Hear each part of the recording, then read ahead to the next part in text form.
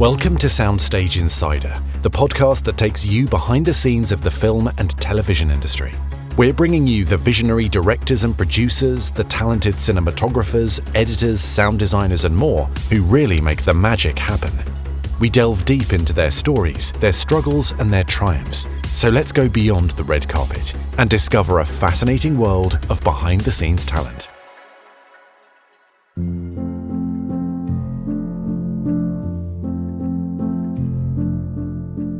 So we all know what a director is, right? They're the ones sat on the chair with the megaphone, yelling instructions at the actors. At least, that's what popular culture would have us believe. But what's the truth? Today, I attempt to get to the bottom of what a director is, what they do, how they work with other members of the production chain, and all of the other responsibilities handled by the director. So, if like me, you're just intrigued to learn about this creative, complicated job, or you want to pursue being a director yourself, this episode is for you. Today I'm joined by two extraordinarily talented directors who answer these questions and more. We have two full-length interviews coming up on this episode, so let's not waste any more time and dive into the first one.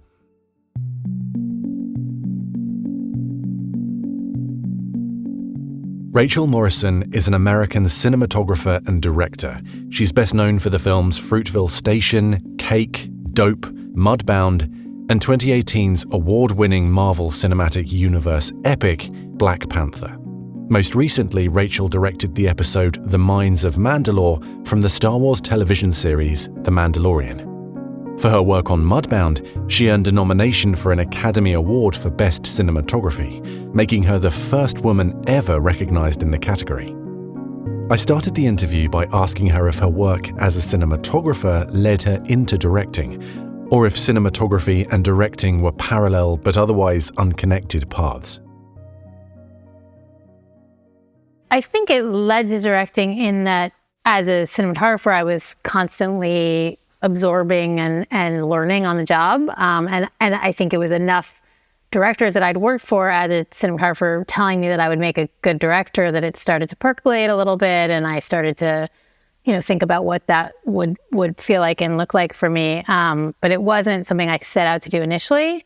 That said, it's all super interconnected in that it's storytelling, right? Like whether you're telling a story purely through imagery or through imagery and performance and sound and all these other things, it's still ultimately storytelling.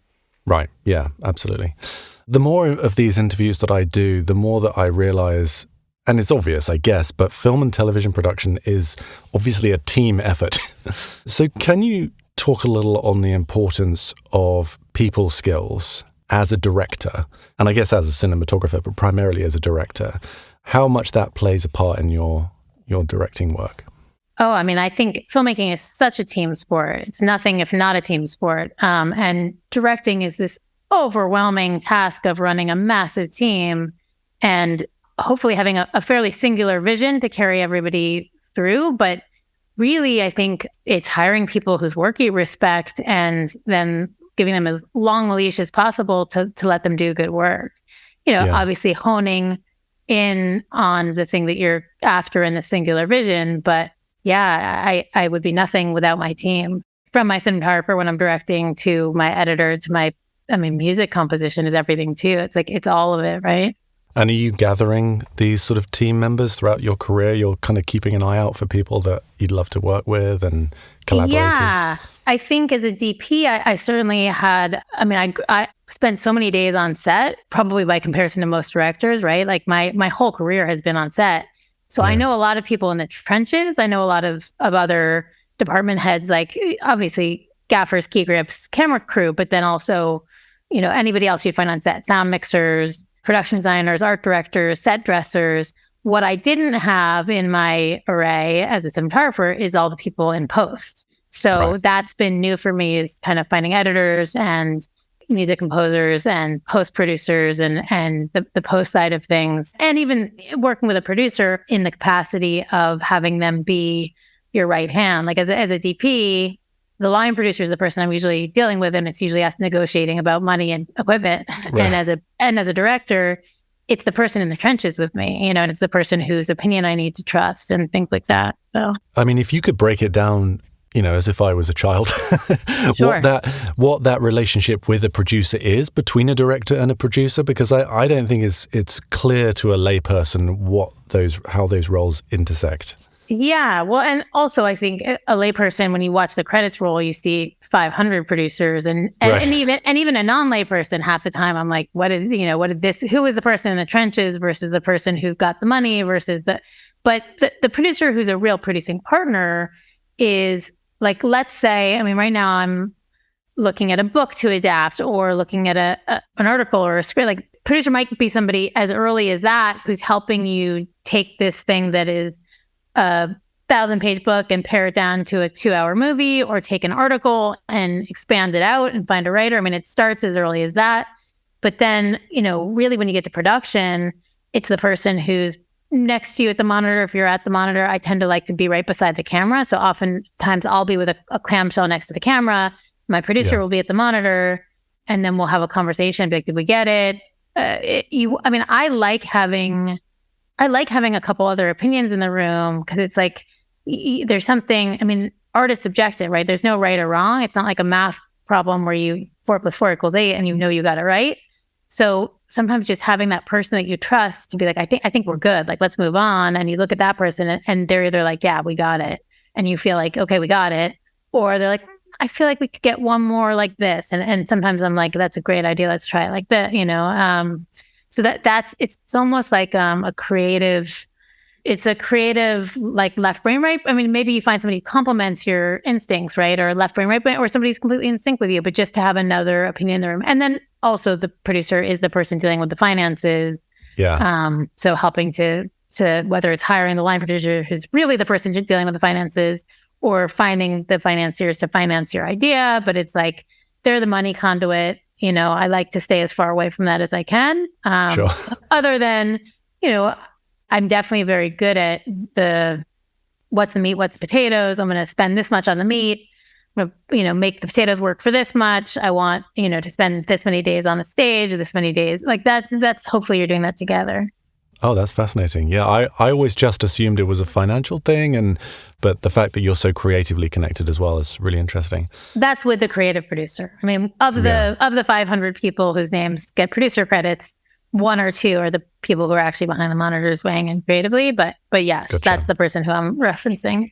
So I'm really interested in the role of a director in a television series where, multiple episodes, and you're coming in for 1 or 2 episodes. Firstly, do you choose which episode you want to be involved with, or how did that process begin? So sometimes yes, sometimes no. In the case of Mandalorian, I always knew I was doing episode 2, and I think it had to do with schedule first. Was like because I was leaving to go to a movie, and it sort of timed out with when I could shoot. I don't think it wasn't like I read 5 scripts and chose to, but I think somebody was thinking this would be a good episode for Rachel Morrison. That was, whether that was Rick or John, Dave and Rick. But I do think it was intentional that I ended up with episode 2. Yeah. But it wasn't my call to make. There are other shows where I'll only do it if it's the pilot. There are other shows where I'm more interested if it's the finale block. If it's not going to be the pilot and it's somebody else's show and I'm coming in as a guest, then I want something exciting like a finale episode or something like that. But and usually in episodic, this wasn't the case. I don't think this was the case with Mandalorian. I think I had to decide to take the job before I read the script. But most episodic shows, I'll get to read hopefully my script, but at least the first chunk of them before signing on. Yeah. Yeah. So for for a television show, just in general, how do you maintain a sort of consistency of vision with a whole slew of other directors in the season? I mean, it's a good question and a valid question, and it's certainly why I gravitate towards pilots and things where I get to really invent the look. But I think usually it's striking a balance. Like when I came onto the morning show, I watched all the morning shows. I knew the style of the show, the tone of the show. I had many of the crew members who had been on, the rest of the show. But my episode, I really wanted to do more handheld. And So that was, instinctually it felt right. It was a particularly emotional episode for Reese Witherspoon's character. And it's also something that I love handheld because you can attenuate. Like when you're on a dolly or you're on a crane, it's like it's fluid or it's moving or it's not, right? And it's moving fast or it's not. But handheld, there's like levels from 1 to 10.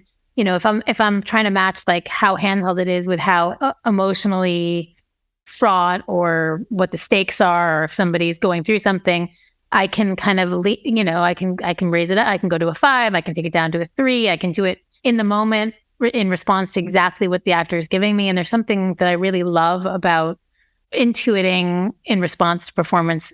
It's very present feeling that you get from handheld. So I brought a lot more handheld to my episode. And I think if anything, somebody did run it up the flag and was like, hey, by the way, they're doing like, there's a little more camera movement than we're used to. And I think everybody up there at sort of the top watched it and they're like, it's working really well. Keep up the good work. So it was like, I had just enough freedom to make it my own while still, I wasn't completely reinventing the color palette of the show or the lighting of the show or, but it was maybe the way that I would operate or I would tell the particular story that I had for my episode, which was a fairly singular Reese story, I guess I sort of imagined that all the directors from the show would go to like a classroom and like for Mandalorian and Jon Favreau would like get a big blackboard and start, pointing at things. The nice thing about Mandalorian is it's almost like an anthology. Like even though the overall show has to some extent an overall look, it really, I think with Mandalorian, much more so than like a morning show or something like that, each episode has freedom to make it their own. And I think that John really encourages that. And so I never felt constrained with the camera language, for instance, for my episode. It was always whatever felt right to me for Minds of Mandalore.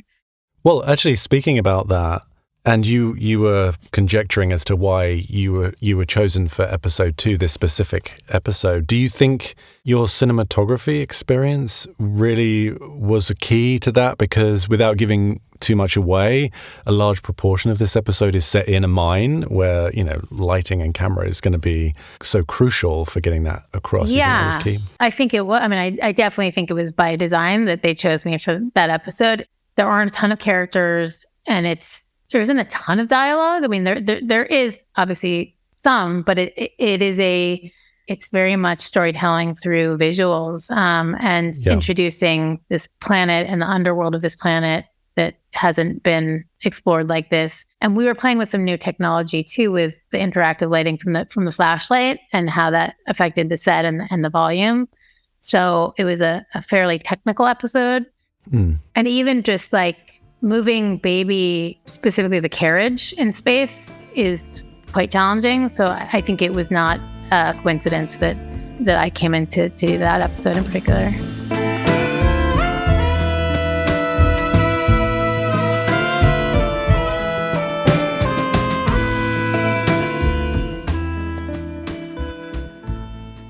So what was your relationship like with your DP on that show?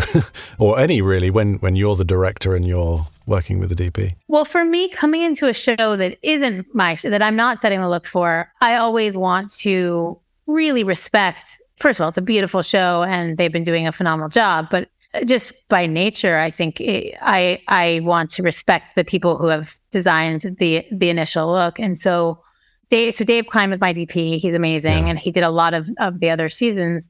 And so it was kind of, he brought some new lenses for the season. He was all excited to geek out with me on the new lenses and also exploring this new technology and sort of walking me through the different, we were on the volume for a lot of it and a couple sets. But even within the volume, there are different gaming engines for a couple of different of our volume sets, and kind of what the strengths and weaknesses are of those, and sort of getting me up to speed with all of the technical, both constraints and look at this magical world that we can create. And then within that, I was like, I'm thinking of this idea for this, and what do you think of that? I mean, then it just starts to flow in this like very natural collaborative way where I understand the overarching rules of the land, kind of to your point, like the bigger construct of how the soup is made, or like here's my big pile of ingredients, but then within that, I can take these 3 ingredients, or I can do this thing, or I can try. I mean, I think everybody's always interestingly, I think with episodic, especially, people are excited to try new things. Like if you can come up with a shot they haven't done before, especially for a crew that's been on a show for a while, like everybody's excited to try that shot because it doesn't feel like they're rehashing anything. And I think, I mean, people always ask if it's hard for DPs to shoot for me, but I think if you ask the DP, it's actually kind of easy because I understand their world. And like if a lighting setup takes a long time, I know why, or if they hit a particular hiccup, I can pivot with them really easily because I understand it, I presume the communication is a bit more on a level. There's a shorthand between the two. And also I just respect it so much that like I will help them to help and encourage them to do their best work too, Well, speaking about the rest of the crew as a director, aside from technical ability, the presumption is that everyone's good at their job. But are there any personal qualities in actors or crew members that you particularly value when on set?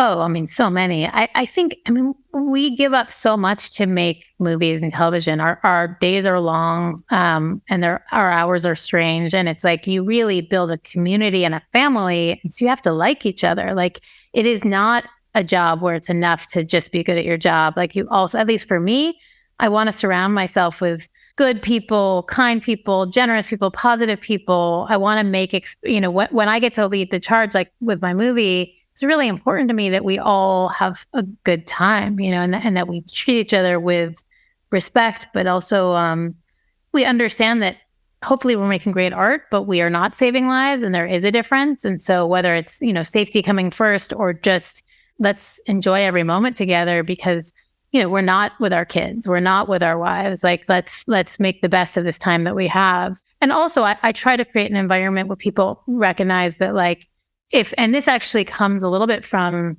some of my experience with Ryan Coogler, but like the best idea on set could come from, the third electric. Like I want people to feel like they can always, if they see something magical, like if you're shooting in a real environment and we're pointing the camera this way, but like it just so happens that the sun is, kicking off of a piece of glass back here and it's doing something wonderful. Like I want everybody to feel like they can be like, hey, just check it out. Like maybe it's worth grabbing, because I just think it's such a collaborative medium and I want to empower everyone to feel like they're part of that collaboration.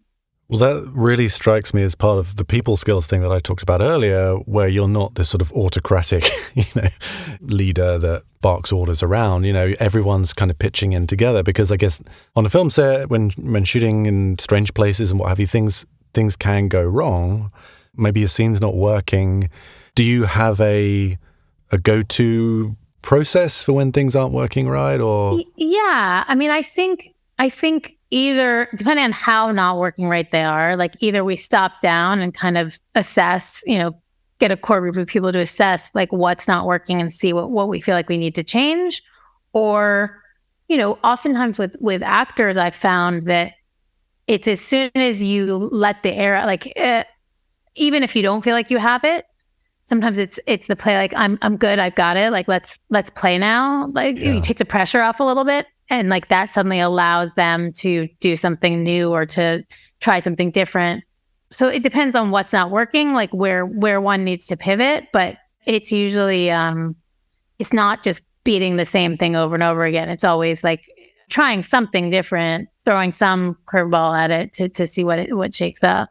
Yeah, makes perfect sense.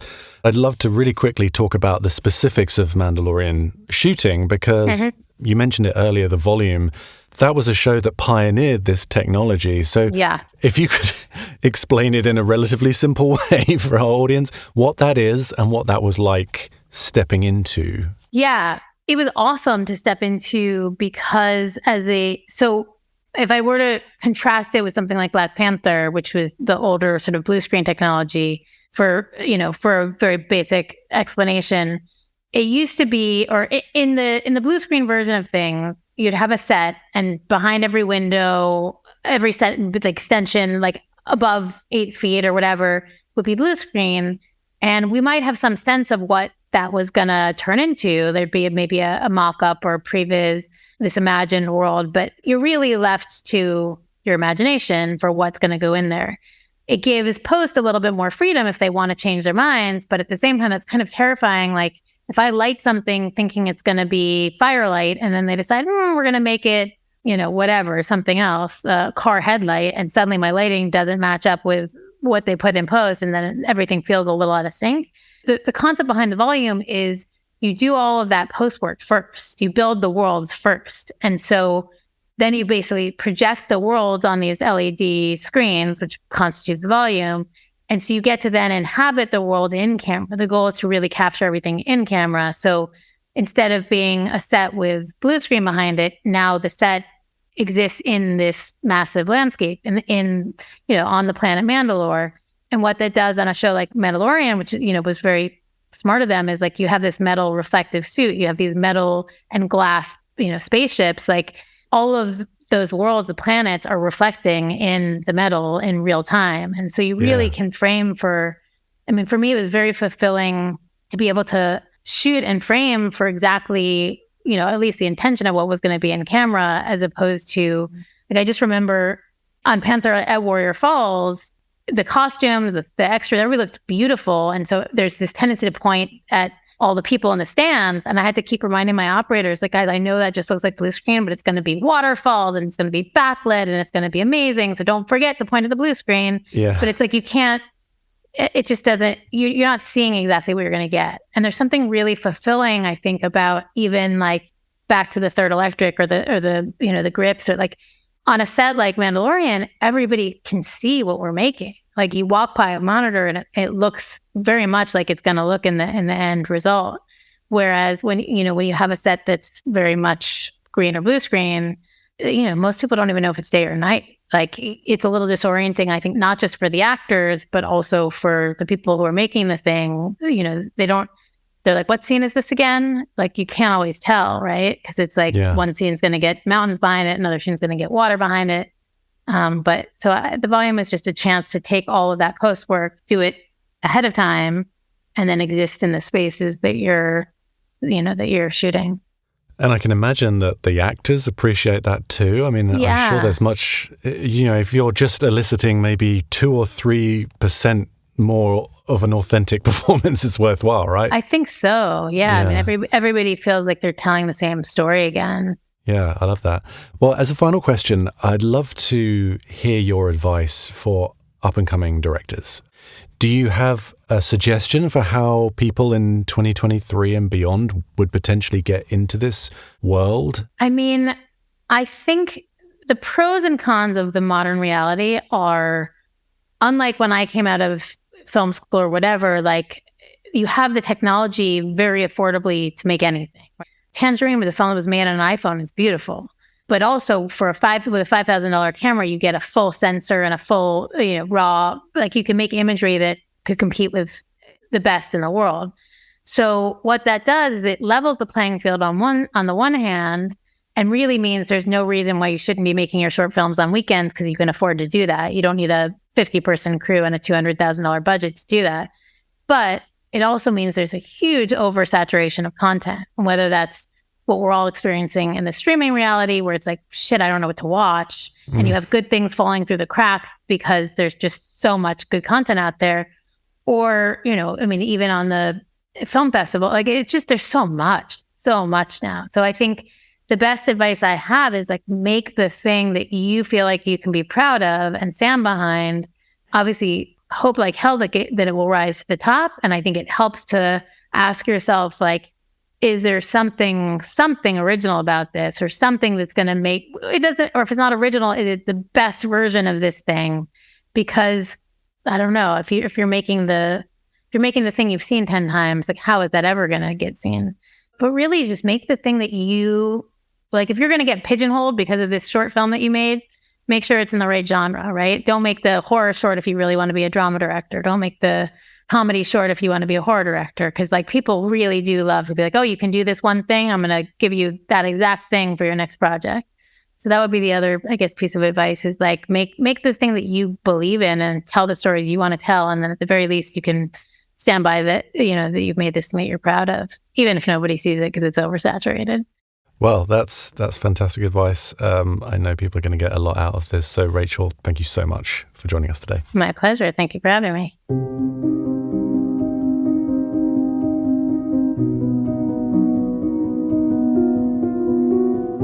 Dan Trachtenberg is an American filmmaker and podcast host.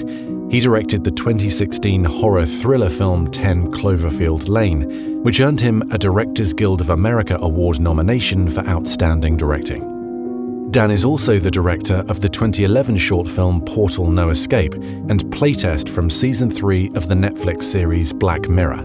Other directing credits include Amazon Prime's The Boys and the Peacock series The Lost Symbol. His latest project is the fifth Predator film, Prey, an absorbing and visually captivating story that follows Naru, a skilled warrior of the Comanche Nation who fights to protect her tribe against one of the first highly evolved predators to land on Earth. Here's our interview with Dan Trachtenberg. Well, thank you so much for joining me today. I'm really excited to talk about directing and particularly about Prey, which I saw recently and absolutely loved. So thank you so much for joining me. Awesome. Thank you for having me. So before we get to Prey, I'd like to hear a bit about how you first got into this wonderful industry, what your first forays were, and what your intention was when you came in. Yeah. I mean, I grew up making movies with my action figures and best friends. This was something that I always wanted to do. If it wasn't making movies, it would have been drawing comics or making video games in some capacity. And I went to a film school in Philadelphia, and my brother, who is quite a few years older than me, was out in LA editing commercials. So at an early stage, I saw commercials as a more unique path into directing, because, of all the fields in the industry, directing is one that has really no ladder to climb, and which is very overwhelming and daunting. And you're always looking for, well, what could be my way in? And I read every book about how Sam Raimi and the Coens and all those guys, raised money from dentists and lawyers to make their film. I just felt like that's not me. That's not gonna be that's not what I'm good at. And I really fell in love with commercial filmmakers like Jonathan Glazer and Ridley and Tony Scott, obviously, but also their son Jake Scott, and Ridley's son, not their son, and Michael Bay. And my favorite movies of the summer were these commercials that I was seeing that were director's cuts or European ads. And so instead of making thesis films at film school, I started making spec commercials, and from that, linked up with a production company in Philadelphia, and then moved out to LA, and was making commercials that were very slice of life, emotional, documentary style, things I enjoyed, but ultimately did not represent the kind of movie that I'd want to make. And of course, at this point, the commercial filmmaker becoming a movie director was a very well-traveled path. Like I was very behind the eight ball on that. Similarly, just as a tangential comment, in high school, and middle school is when I fell in love with Hong Kong action movies. And I thought my way in would have been to go to Hong Kong, make movies there, and then go back to the States. And so I started learning Chinese, unfortunately Mandarin, which is not what was spoken in Hong Kong, and learning the written language, because that is what did work for both. And unfortunately, behind the eight ball again, The Matrix comes out. Before that, Desperado had come out. John Woo was making Hard Target. Like it was coming to America without me, without my help. So I was always sort of just behind the trend. But anyway, jumping forward again, I was making commercials that did not represent what I wanted to do movie-wise. And so eventually I decided to sort of go all in on my savings and put together a short film that would represent more what I wanted to do in a bigger format. So I made a short film based on a video game called Portal. The main interest being, at the time, there were a lot of VFX heavy shorts that were getting a lot of attention and starting careers off in Hollywood.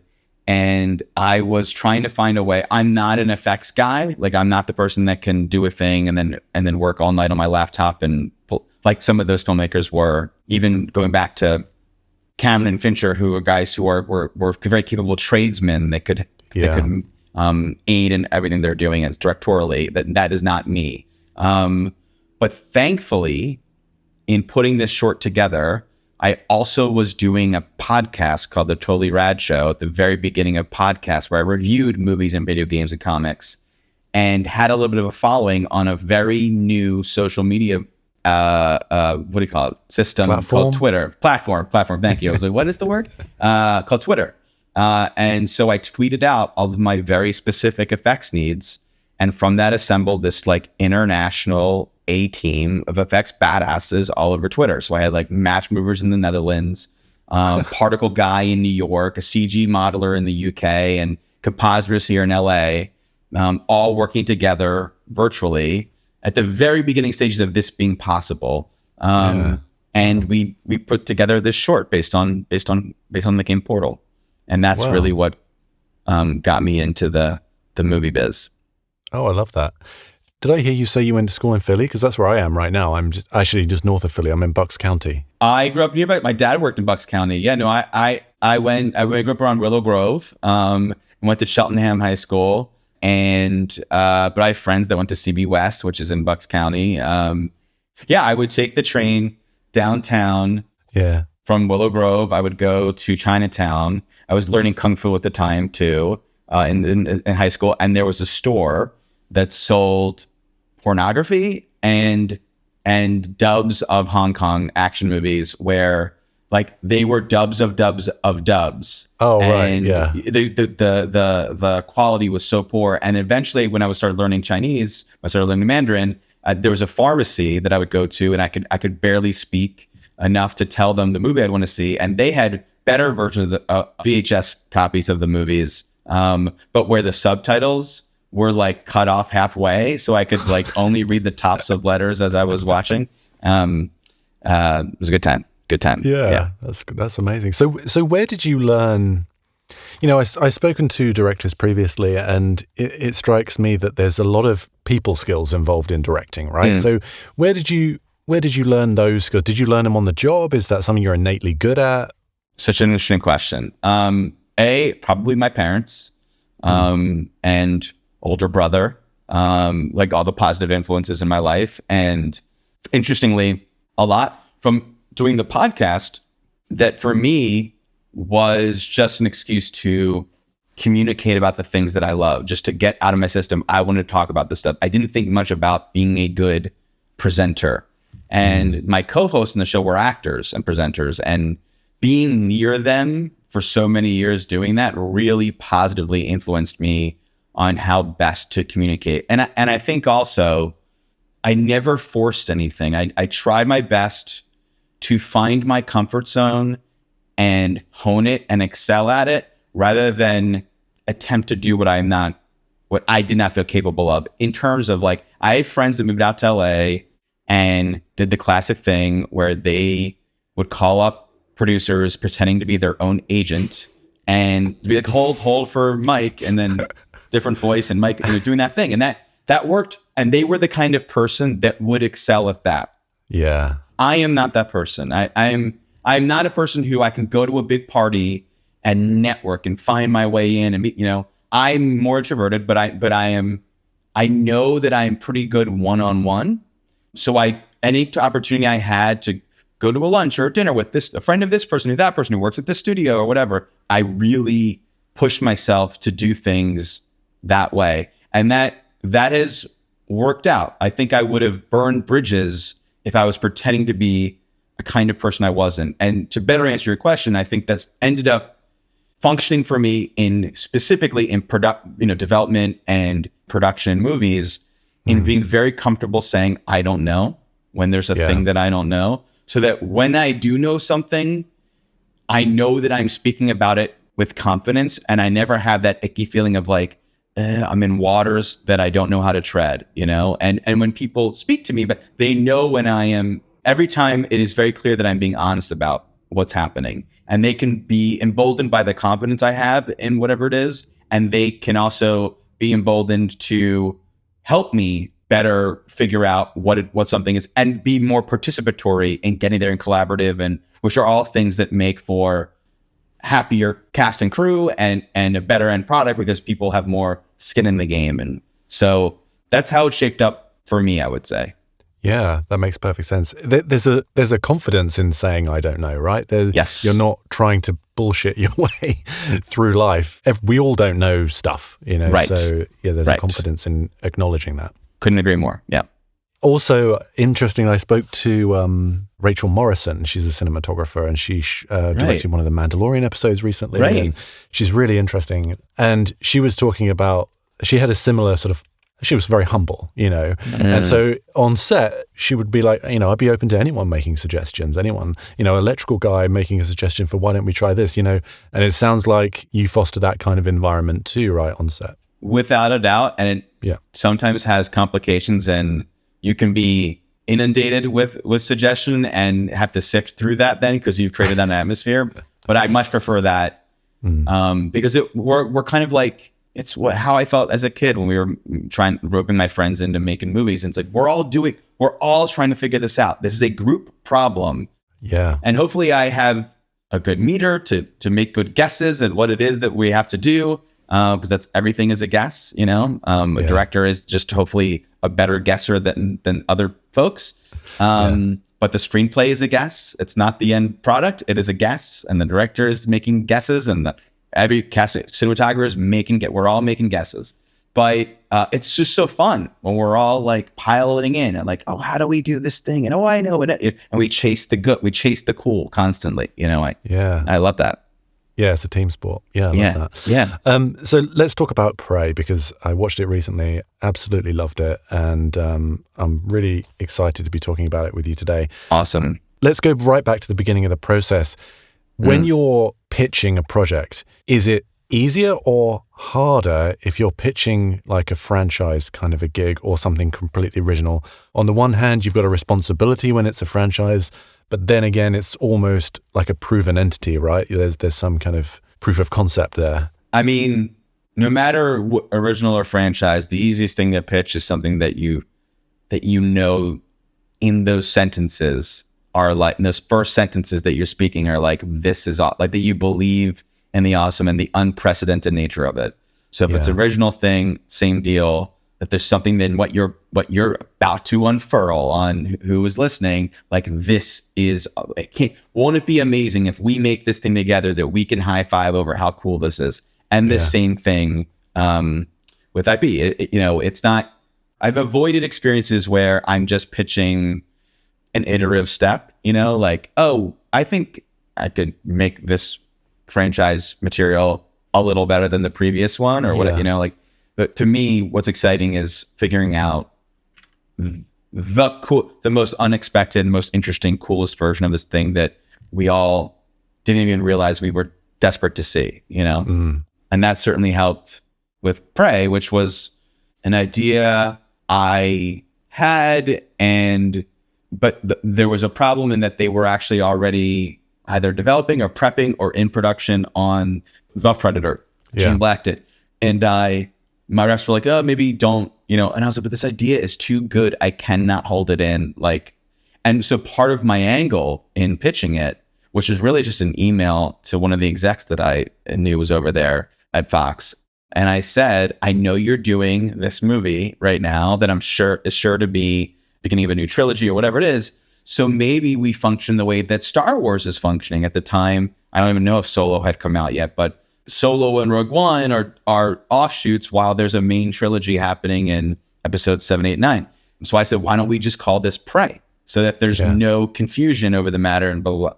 Then I didn't like the name and then it stuck and then it came back. And that was the first thing, was pitching the movie and its name, and the name came from avoiding some, what they were already working on. And did the end result match the pitch? Is it pretty much as you kind of dreamt it up? Very much so. Very much so. There are some differences. Initially, I think the first pitch was that Nadu and the Predator team up. And then as soon as I linked up with the writer, Patrick, I realized there's two things that are fun about this movie.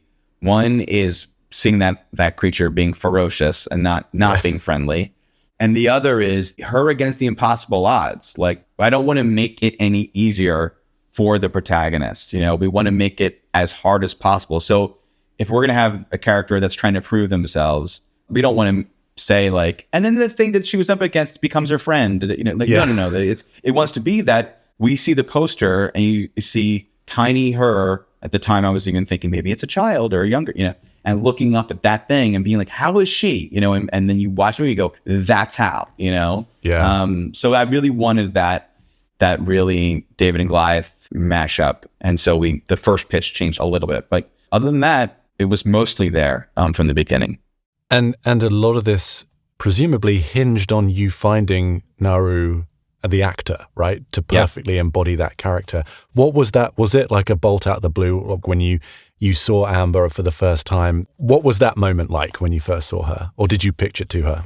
Yeah, it kind of was. I mean, fairly quickly after our first Skype, because it was pre-pandemic, no one had heard of Zoom before. We had there's a Skype audition. She was in a hotel room, and conversationally, I found her to be really interesting and engaging and down to earth and insightful about what we were doing. And then her first very cold read was great. And I was like, it's probably her. And then we did some chemistry tests and in person, and she did the scene between her and her mother 3 ways. She did it once in English, once in Comanche, and then once without any words at all. A dialogue scene with all the beats, but not speaking any words. And it was very moving and terrific. And then we had a physical portion of the test, which had her jumping over objects and sliding under things and running around. And what I fell in love with was that she was always telling a story and finding character moments in a small way, but inside that, as opposed to just showing off her physical capabilities, you know? So yeah, it was quite clear that she had to be not for sure. Yeah. I mean, she was incredible. So when this is your concept, you're directing the piece, is it tempting to be a kind of control freak with the whole thing? Like put your hand into all the different areas, or are you able to relinquish control in the various departments and let people do their thing?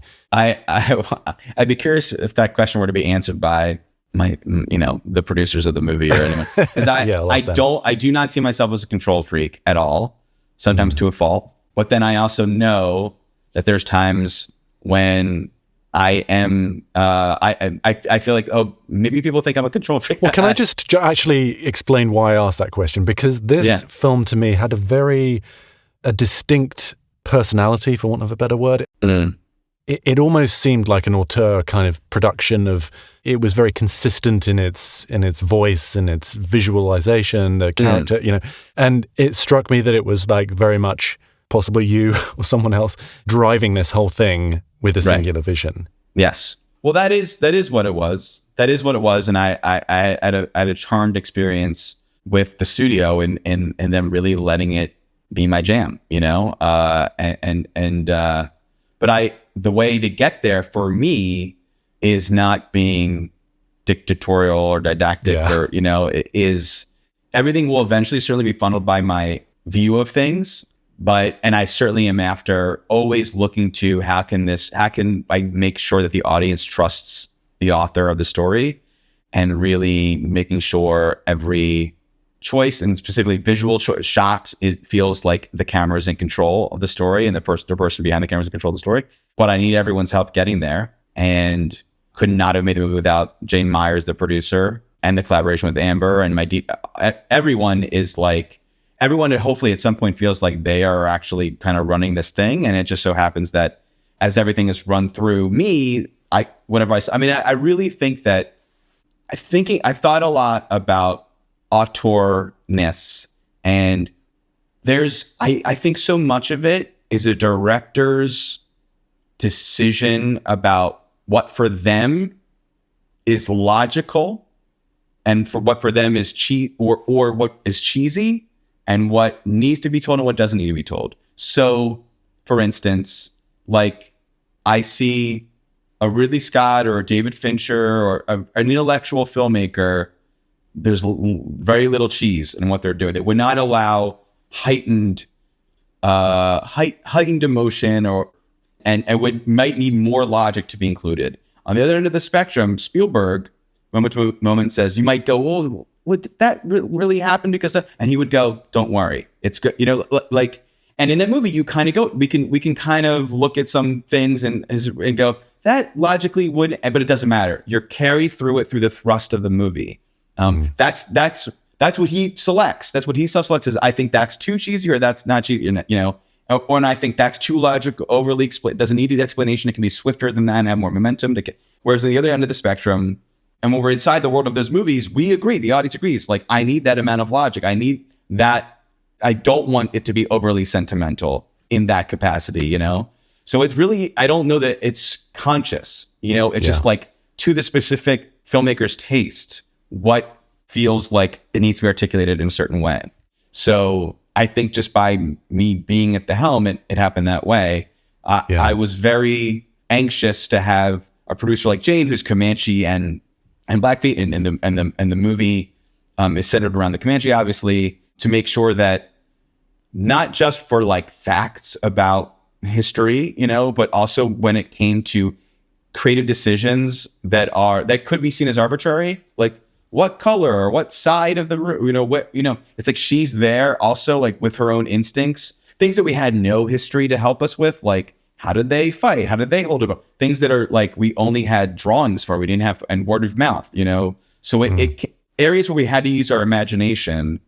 Her instincts that are more in touch, obviously, than mine with the history of those people are also guiding it. So I'm obviously not bringing any sort of sense of authenticity from any specificity. For me, it's all emotionally authentic or what have you. So even there's a moment in the movie where Amber's character Nadu whistles to draw the attention of the predator when she's up against Fur Trapper.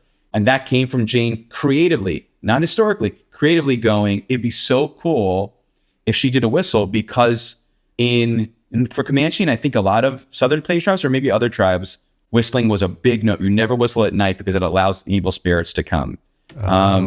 And so obviously most people that are not indigenous wouldn't know that that's happening, but it's still a very cool character moment, regardless of that information, and is informed by Jane and her perspective, and Amber's, and so that's sort of how we attacked it. Yeah, that's great. I mean, it really struck me that there was a consistency of taste. You said the word taste. That's cool. And being a ringmaster and allowing everyone to do their job, but within that framework.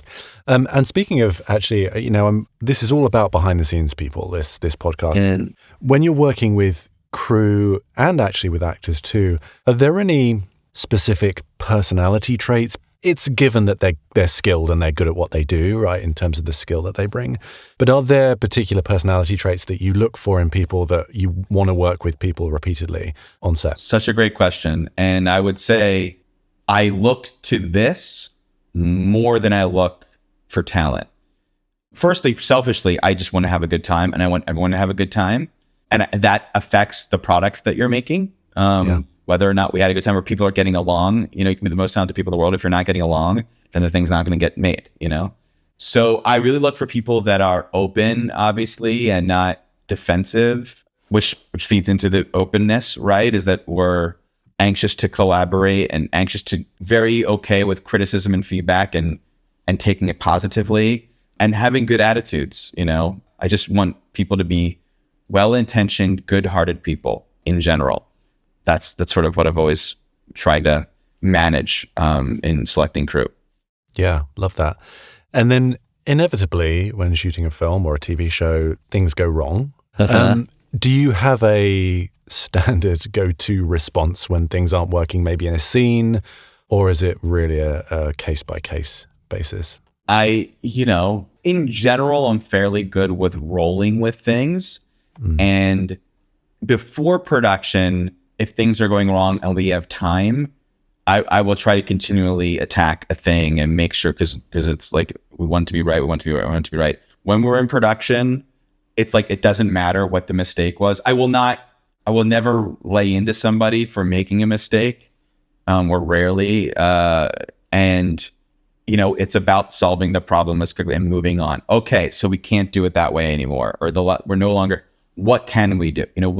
I want to, just like it's sort of the same feeling when you're in a conversation, and I'm the kind of person where I don't want there to be quiet. I don't, so you keep the conversation going. I'm sort of that way in production, where I'm like, I don't want it. If it lulls, an anchor forms and it drags us all down, and I want it to constantly, okay, that doesn't happen. So what do we do? And lean on my DP, my AD, whoever it is, and actors. I remember having a moment on Cloverfield Lane where there's a funky piece of blocking, and we need to show that John Goodman's character had like a knife on his hip, but the camera was over here, and it wasn't how I was like, oh no, wait, we're on the wrong side. I'll never see. And I didn't know what to do. And then Goodman's like, oh, okay, well, why don't I could just like tap the door with the knife, and then you could get the thing of the thing, like he solved it with his behavior that he was adjusting for that. Like it was such a like, oh, thank God I was stuck, but because I wasn't sitting at my seat, dwelling on my own, trying to solve it myself, because I went up there and interacted with everyone.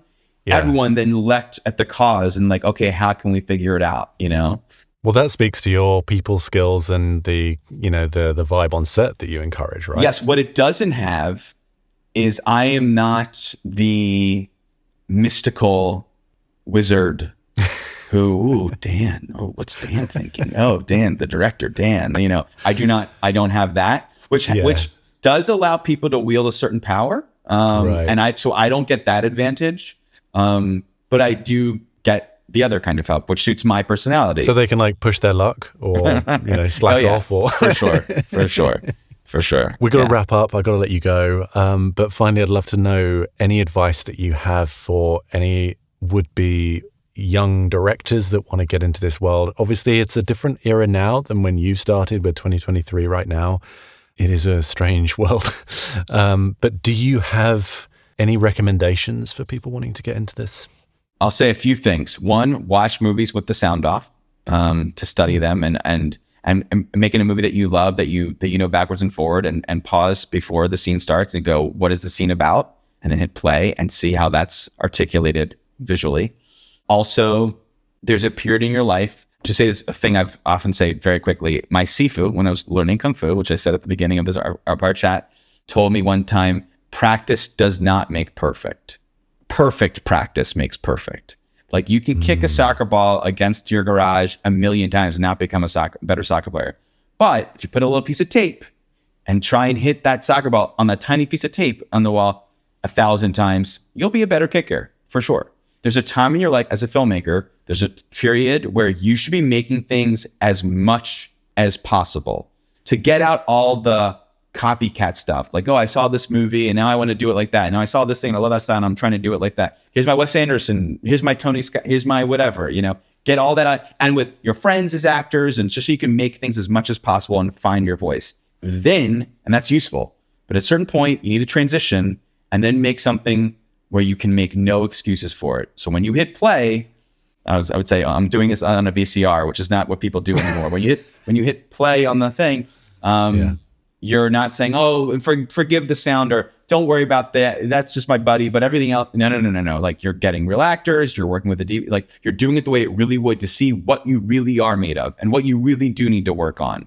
So it's like make as much as possible for a period, and then dedicate to making it right. That's what I would say. Oh, wonderful. Well, thank you so much, and congratulations on Prey. I absolutely loved it. It's up for Emmys for some reason and not Oscars, but I was going to talk about that today, but I think we ran out of time.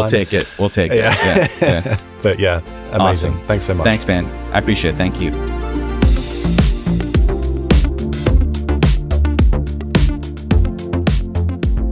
Thank you so much for listening to the Soundstage Insider podcast. It was presented and produced by Jamie Muffett.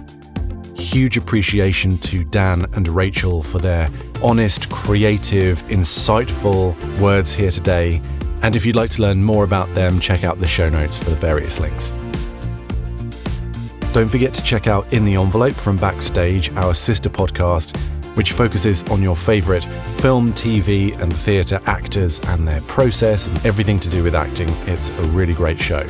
And if you like to follow us on social media, we're Soundstage In on Twitter and Soundstage Insider on Instagram.